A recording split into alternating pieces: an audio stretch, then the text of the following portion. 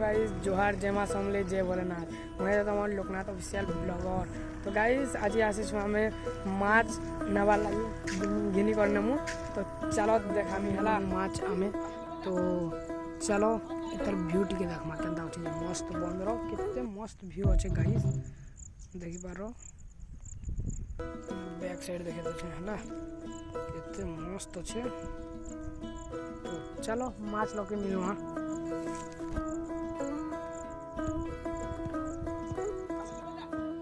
तो गाइस देखि पारुथिबा एबे माछ बाहर करूछन। तो चलो म्यूजिक संगे देखमा।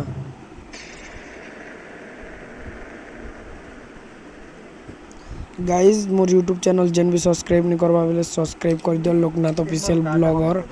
और इंस्टा आईडी होचे लोकनाथ ऑफिशियल ब्लॉगर जे भी फॉलो नहीं करवार बेले मजेदार वीडियो देखवा लाई फॉलो उठे कर दियो।